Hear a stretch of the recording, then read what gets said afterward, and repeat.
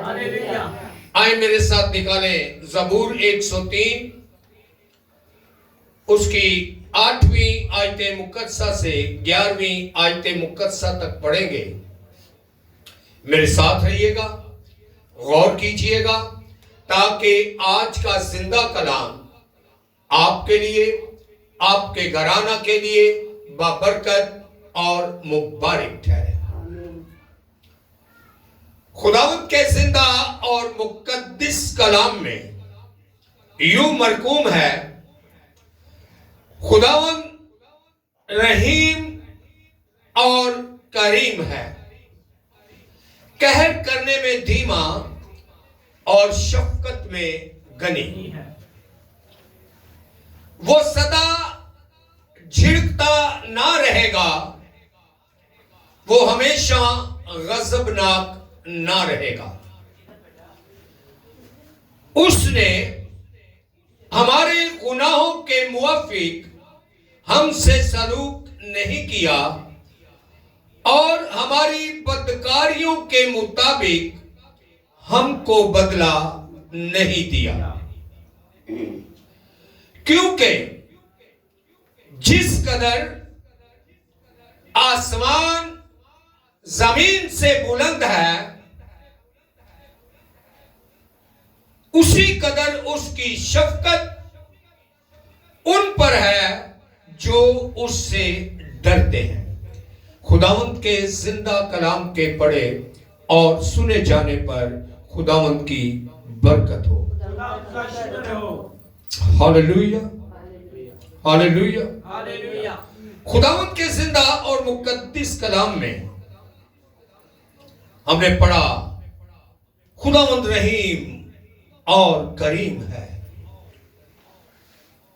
वो कहर करने में धीमा और शफकत में गनी है, वो सदा झिड़कता ना रहेगा।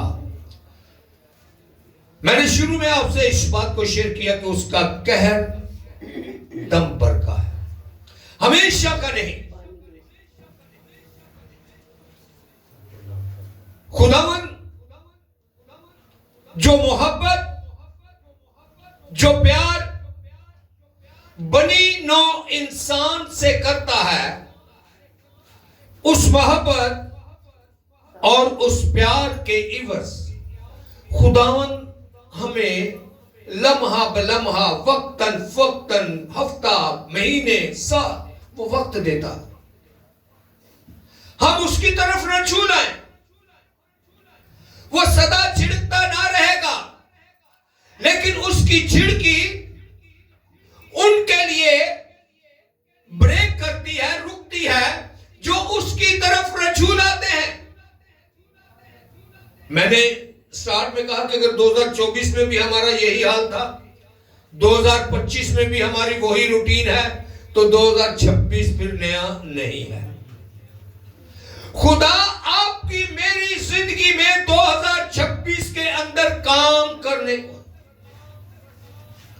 लेकिन उसकी शर्त यह है कि हम उसकी तरफ रजू लाएं, हम उसकी तरफ रजू लाएं जिस तरह खुदा की मर्जी है। और खुदा की मर्जी, खुदा का यह जिंदा कलाम है, जिसमें से आज हम सीखते हैं कि वो सदा झिड़कता ना रहेगा।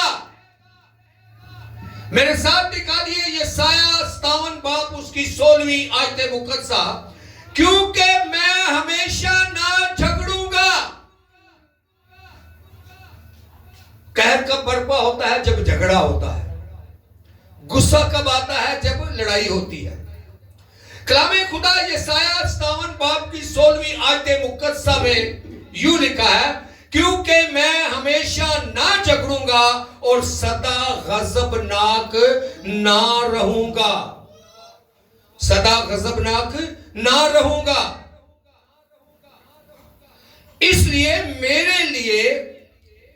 इसलिए कि मेरे हजूर रूह और जाने जो मैंने पैदा की हैं, रूह और जाने जो मैंने पैदा की हैं, बेताब हो जाती है। क्या होता है? बेताब हो जाती है। मैंने आपके सामने इस बात को रखा कि आज के जिंदा कलाम में हम सिर्फ दो लफ्जों को देखेंगे, बेताब और डर। और अगर बेताबी, अगर डर 2024 में, 2025 में अमली तौर पर हमारी जिंदगी में नहीं है, तो आज भी खुदा हमारे साथ नहीं है। वो तब है जब हम बेताब होते हैं। एक सवाल उठता है, प्यास जब लगती है पानी की, तो पानी ढूंढता है बंदा। और बेताबी जब बढ़ती है तो फिक्र बढ़ती है। बेताबी जब बढ़ती है तो फिक्र बढ़ती है, और जो फिक्र करता है वो ही जिक्र करता है, और जो जिक्र करता है खुदा उसकी सुनता है। जो जिक्र करता है खुदा उसकी सुनता है। कलामे खुदा के मुताबिक खुदावन तब हमारी तरफ रजू करता है जब हम उसके लिए बेताब होते हैं। सहराओं में, जंगलों में हमारे सामने बहुत सारी कहानियां हैं। पानी किनको मिला? जिन्होंने ढूंढा। अगर सहरा में एक जगह पर बैठ गया कि पानी नहीं मिल रहा, पानी नहीं मिल रहा, मैं प्यासा हूं, तो पानी मिलेगा? नहीं मिलेगा। दुनिया की कहानियों के अंदर बहुत सारे अजीम लोगों की स्टोरियों में पानी सहरा में, जंगल में उनको मिला जिन्होंने पानी को ढूंढा, जो पानी के लिए बेताब हुए। हालेलुया। कलामे खुदा के मुताबिक खुदावन तब हमारी तरफ रजू करता है जब हम उसके लिए बेताब होते हैं। ठीक उसी तरह जैसे सहरा में प्यासा पानी के लिए बेताब होता है, जैसे हिरनी पानी के चश्मों के लिए, नालों के लिए बेताब होती है, तरसती है, मांगती है, ढूंढती है पानी को। मैं सोशल मीडिया पे एक वीडियो देख रहा था। जंगली लोग जब बरसात नहीं होती तो सहराई जंगल के अंदर पानी नहीं मिलता। वो क्या करते हैं? एक बंदर को पकड़ते हैं। क्या करते हैं? एक बंदर को पकड़ते हैं। अब देखिए, उनको पानी चाहिए था, पानी उनकी जरूरत थी, वो पानी के लिए बेताब होते हैं, वो प्यासे होते हैं, और उस बंदर को पकड़कर एक दरख्त के साथ बांध देते हैं और उसको बहुत सारा नमक खिलाते हैं। क्या करते हैं? उसको बहुत सारा नमक खिलाते हैं, और जब वो नमक खिलाते हैं तो बंदर को प्यास लगती है। बंदर को क्या होता है? प्यास लगती है। और जब उसको प्यास लगती है तो प्यास में जब वो बेताब होता है तो उसे खोल दिया जाता है। और फितरी अमल है बंदर का कि वो पानी ढूंढ लेता है। वो भागता है जंगल के अंदर, वो सहरा में भागता है, और वो जंगली कबीले के लोग जो हैं वो उसके पीछे भागते हैं। इतना भागता है कि आखिरकार वो पानी के चश्मे पर पहुंच जाता है, और जब वो पानी के चश्मे पर पहुंचता है तो पीछे कबीले वाले भी पहुंच जाते हैं। उनको प्यास, उनको तड़प, उनको बेताबी ने सताया, तो उन्होंने उसका हल निकाला। हमने 2024 में भी प्यासे, 2025 में भी प्यासे, और 2026 में भी कोई तैयारी नहीं कि प्यास बुझ जाए। मुझे आपको प्यास खुदा के कलाम और उसकी मर्जी की। हम नहीं ढूंढ रहे कि पानी कहां मिलेगा। रब्बना ज़ुल जलाली यस्वल मसीह का फरमान है कि मेरे पास जिंदगी का पानी है। हम हमेशा की जिंदगी के लिए कोई भाग दौड़ नहीं कर रहे। हम जैसे मसीही 2024 में, वैसे मसीही 2025 में और 2026 की जनवरी में भी वही हालत है। उस पानी को ढूंढे जिस पानी में हमेशा की जिंदगी है। उस पानी के लिए बेताब हो जिस पानी में हमेशा की जिंदगी है, और वो पानी यीशु मसीह के पास है। सामरी औरत से फरमाया कि अगर तू मुझसे मांगती तो मैं तुझे वो पानी पिलाता जो तुझे कभी प्यासा ना करता, जो कभी भी तुम्हें प्यास की तलब ना रहती, पानी की तलब ना रहती। वो पानी पिलाता जिसमें हमेशा की जिंदगी है। हालेलुया। तो सामरी औरत समझ गई कि ये कोई नबी है। उसने क्या कहा कि मैं जानती हूं कि तू नबी है। क्या एक ही दफा के फरमान से वो सामरी औरत जो गुनाहों में जकड़ी हुई थी, जो बदकारियों से भरी हुई थी, एक ही फरमान में वो जान गई। लेकिन हम पैदाइशी मसीही घराने में पले बड़े, संडे के संडे चर्च में टाइम देना, घर में बाइबल पढ़ना, नहीं तो संडे के संडे बाइबल मुकद्दस को चर्च में जाकर सुनना। लेकिन फिर भी हम उसको नहीं जान सके। फिर भी हम उसको नहीं जान सके क्योंकि वो सामरी औरत ने जब उसे पहचाना, जब जाना, तो कुएं से पानी भरने लगी या उसने कुछ और किया?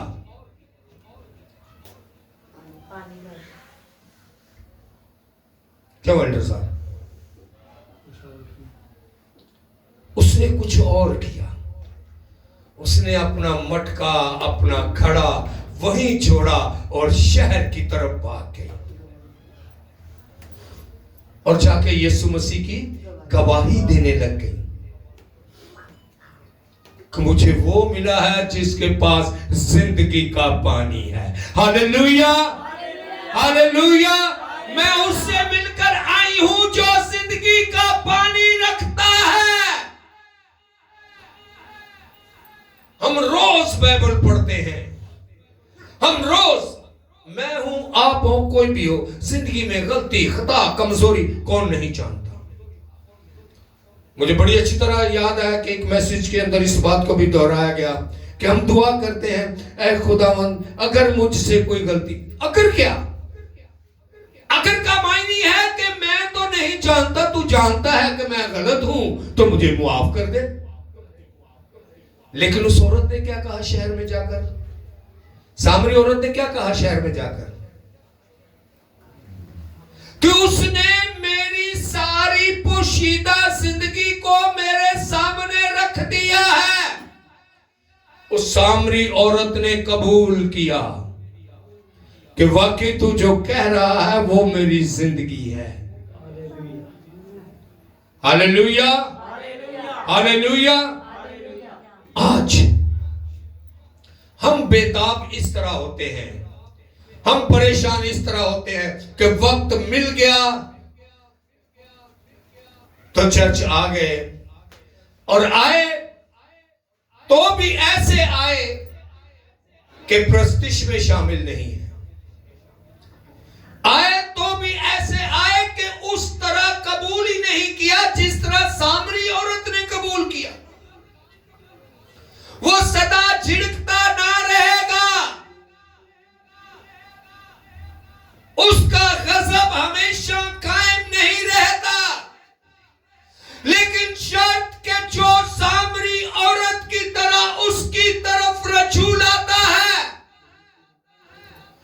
कलाम खुदा में मैंने स्टार्ट में कहा कि दो बातों पर गौर करेंगे। इन 3 आयात के अंदर 2 बातों पर गौर करेंगे, बेताब और डर। बेताबी और डर। सो कलाम खुदा के मुताबिक बेताब होना किसी को पाने की तमन्ना को जाहिर करता है। बेताब होना किसी भी चीज को, किसी भी शख्सियत को, किसी भी हस्ती को हासिल करने को जाहिर करता है।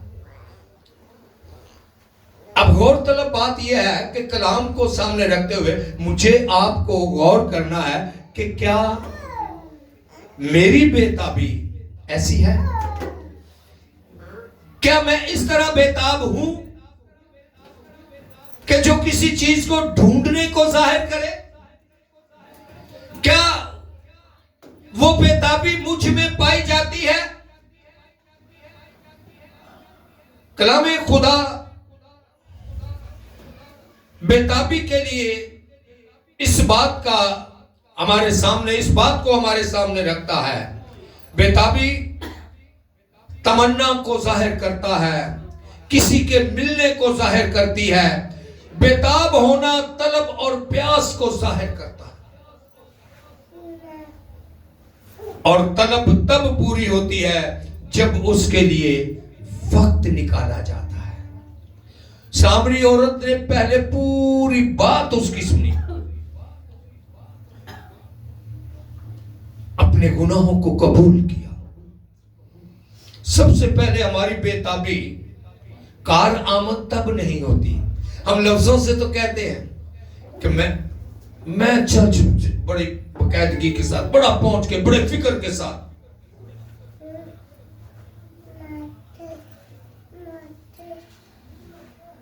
लेकिन उस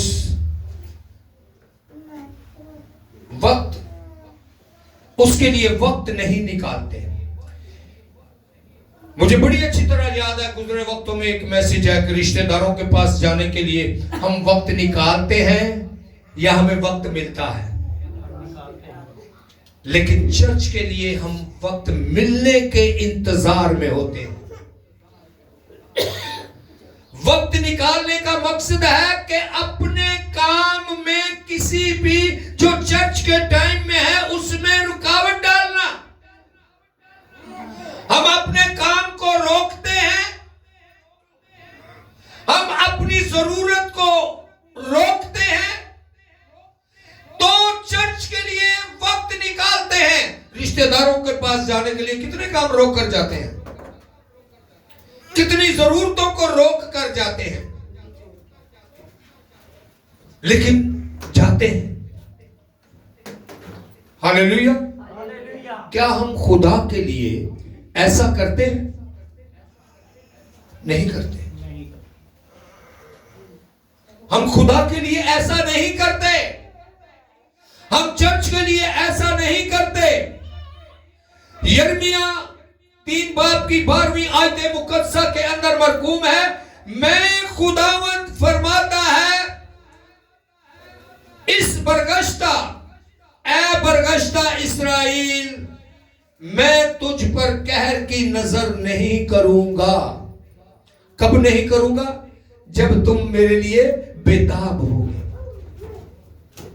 यशायाह नबी की किताब में हमने जो आयत पढ़ी उसमें लिखा है कि मैंने जो रूहें और जो जानें पैदा की हैं, जब वो बेताब होती हैं, जब वो बेताब होती है, तब वो रहम करता है, तब वो फजल करता है, तब वो शफकत के हाथ को बढ़ाता है, तब वो हमेशा की जिंदगी बख्शता है, तब वो हमारे गुनाहों को मुआफ करता है,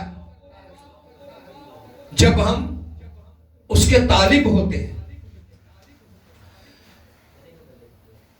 यिर्मयाह 3 बाब की 12वीं आयत मुकद्दसा में खुदावंद फरमाता है, ऐ बरगश्ता इस्राएल,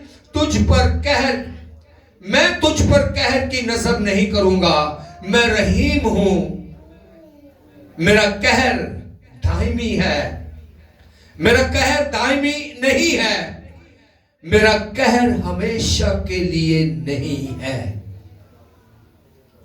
और मैं इस बात को भी दोहराता हूं, मुआफी किस बात की मिलती है? किस गुनाह की मुआफी मिलती है? किस गलती की मुआफी मिलती है? एक जिंदगी कोई बताए। मैं कहता हूं कि मैंने गलती नहीं की, मैं आपका गुनाहगार हूं, मैं इस बात का इजहार करता हूं कि मैंने तो गुनाह किया ही नहीं है। क्या आप कहेंगे कि जाओ पास साहब आपको माफ किया? माफी कब होगी? जब माफी मांगेंगे। हम संडे को भी इतना वक्त निकालते हैं कि खुद की तसल्ली के लिए और खुदा पर एहसान कर देते हैं। गलती को मानते नहीं है कि पिछले संडे भी ऐसे ही हुआ था, खुदावंद मुझे माफ करना। वो तलब हमारे अंदर आती ही नहीं, वो प्यास हम रखते ही नहीं कि वो सामरी औरत की तरह फरमाए कि तू अगर मुझसे मांगती तो मैं तुझे हमेशा की जिंदगी का, ये तलब हमारे अंदर आती ही नहीं। कलाम खुदा के मुताबिक जब हम बेताब और तलबगार होते हैं खुदा और खुदा की प्यास रखते हैं, तो वो रहम और फजल की नजर हम पर करता है। जब हम कलाम खुदा के मुताबिक खुदावंद कब रहम और फजल की नजर करता है? हम बोलते तो बड़े फख्र से, तेरा फजल मेरे लिए काफी है। कब काफी है? जब इबादत ही पूरे तरीके से नहीं है, तब भी हम बोलते हैं कि तेरा फजल मेरे लिए काफी है। जब हम दुआ उस तरीके से नहीं करते जैसी वो चाहता है, जब हम मांगते उस तरह नहीं, वो फरमाता है ढूंढो तो पाओगे, मांगो तो तुमको दिया जाएगा। मांगते हो तो यकीन जान लो कि वो तुम्हें मिल गया। हम इस बात पर यकीन करने की बजाय एक दफा दुआ करते हैं, दूसरे दफा इबादत को छोड़ देते हैं, दुआ करना छोड़ देते हैं और उस चीज को ढूंढना शुरू कर देते हैं जो दुआ में हमने मांगी थी। मैं अक्सर एक बात करता हूं कि खुदा कभी नहीं चाहेगा कि आप अपनी नौकरी छोड़ दें और अपने बच्चों को भूखा मार दें, लेकिन बाइबल बताती है कि जिन्होंने भूख प्यास बर्दाश्त की उसकी प्रस्तिश के लिए, उसकी इबादत के लिए, उसने कभी उनको तन्हा नहीं छोड़ा।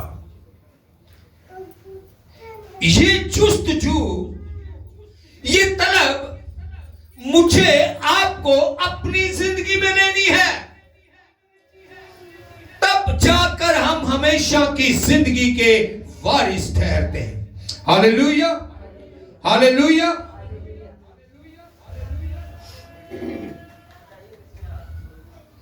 कलामे खुदा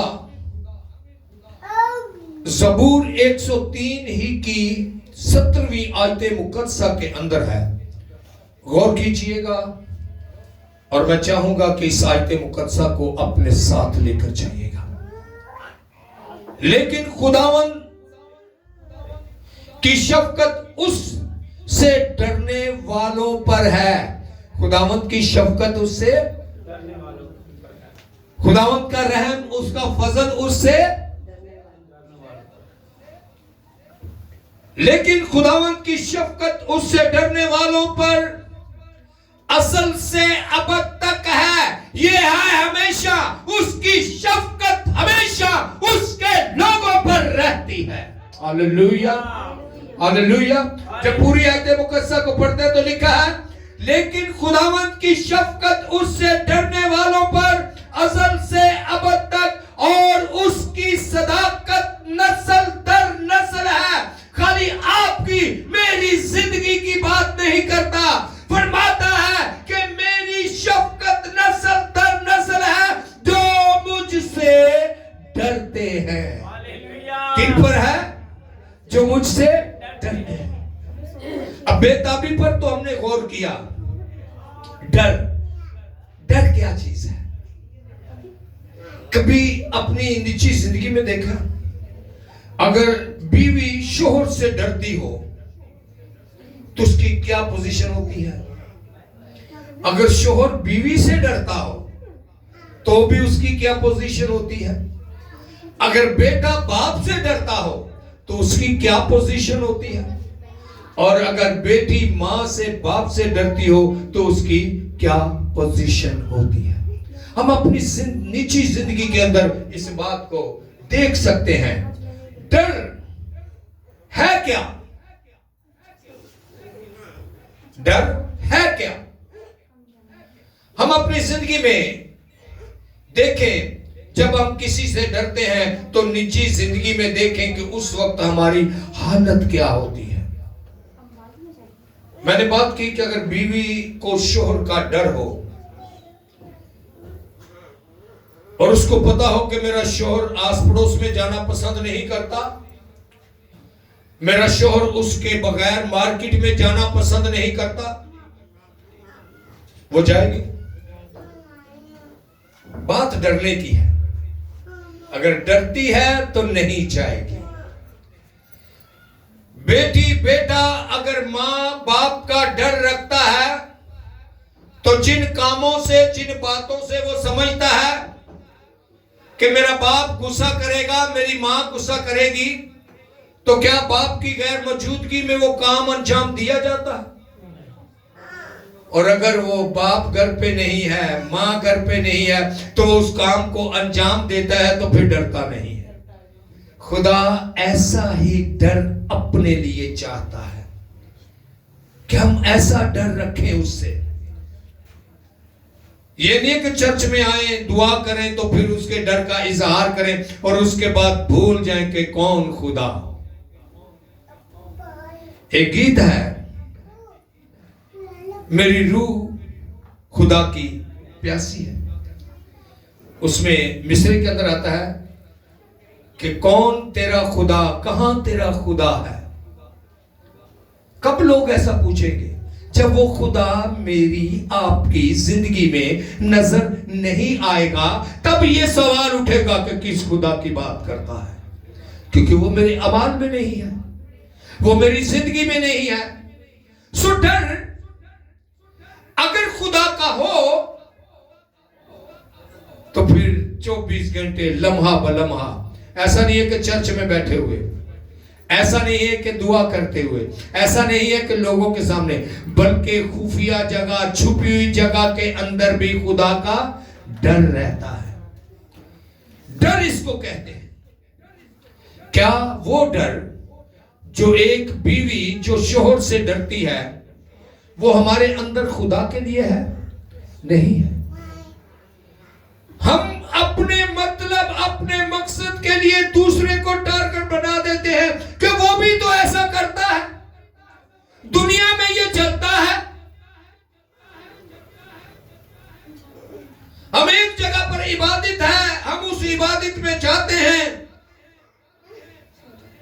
और एक दूसरे शख्स के साथ हम इबादत को इग्नोर कर देते हैं, छोड़ देते हैं। क्या खुदा ऐसा चाहता है? बेशक आपने वहां जाकर भी इबादत करनी है, बेशक आप वहां जाकर भी खुदा की हजूरी में झुकेंगे,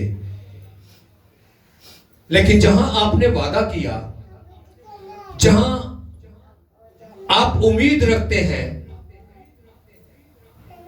क्या वहां आपके लिए, आपके अंदर खुदा का डर है? नहीं है। जब डर होता है तो जो अहद किया जाता है, जो वादा किया जाता है, खुदा की हजूरी में उसको पूरा किया जाता है। Hallelujah, hallelujah. ज़बूर 103 की 11वीं आयत मुकद्दसा के अंदर, जिस कदर आसमान जमीन से बुलंद है, वो अपने डरने वालों पर इसी तरह शफकत करता और तरस खाता है। किन पर? अपने डरने वालों पर। और जब हम उसका डर रखते हैं तब ये काम होते हैं। हालेलुया। आए अपने सरों को झुकाएं और 2026 में उसकी सच्चाई को लें, उसकी सच्चाई को लें। और उसकी सच्चाई है खुदा का जिंदा कलाम। उसकी सच्चाई क्या है? खुदा का जिंदा कलाम। उसके डर में जिंदगी गुजारें ताकि खुदा की मर्जी हमारी जिंदगी में पूरी हो, और तब उसका डर, तब हमारी जिंदगी में बेताबी पाई जाती है जब उसकी मर्जी को, उससे डरते हुए उसकी सच्चाई को हम कबूल करते हैं। खुदावंद आप सबको बरकत दे। आमीन आमीन।